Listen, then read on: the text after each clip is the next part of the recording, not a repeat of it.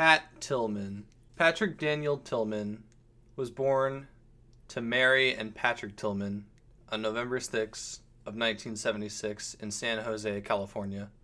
He was the oldest of three sons. Tillman was really good at football in Leland High School. So good, in fact, that he got a scholarship at Arizona State University.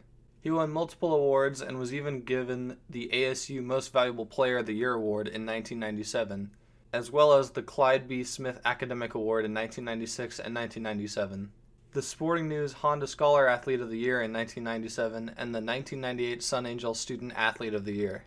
In 1998, Tillman was drafted into the Arizona Cardinals for the NFL. He was on the Cardinals for a good 4 years, and in 2002 went to go join the Army. He served in the Army for 2 years, but on April 22nd of 2004, Patrick Tillman was killed in action while in a canyon in eastern Afghanistan. The circumstances around his death were very mysterious, but it was eventually revealed that he was killed by friendly fire. This, of course, caused massive outrage, especially in the sports media. It's the cover-up that shocked the nation, the death of Army Ranger and former NFL star Pat Tillman in Afghanistan. Tillman says General Stanley McChrystal is not the right person to co-chair the President's Commission on Military Families. Someone who has a heartfelt desire to help families would not have been involved in the cover-up of a soldier's death. Now, what I've been trying to figure out is why someone would turn down multi-million-dollar contracts to go fight in Afghanistan. All right. Why do you think someone on like Pat Tillman's path, someone who was signing multi-million-dollar deals with the NFL, why do you think he would just up and go fight in the Middle East? Well, yeah, so it's hard to explain if you didn't live through September 11th, 2001. It's really hard to explain the feeling of the country at that moment when that happened.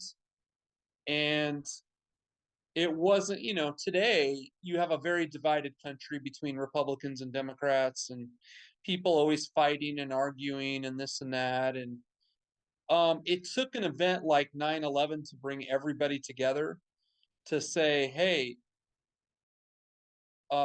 somebody attacked our country and we need to band together to not only support the families of the victims, but to rebuild New York City and then to do something about this incident. So it was a different kind of atmosphere back then.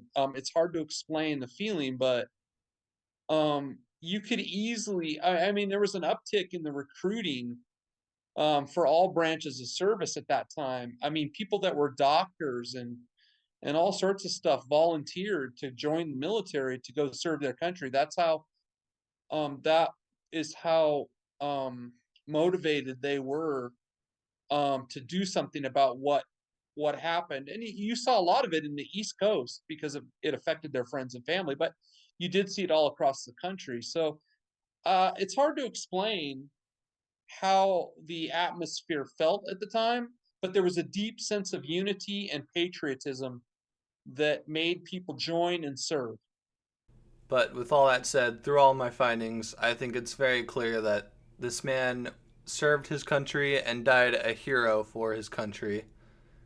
He saw what happened on September 11th and decided that he was going to do something about it. And I think he absolutely deserves that statue that he has on... I think he absolutely deserves the statue he has in Sun Devil Stadium.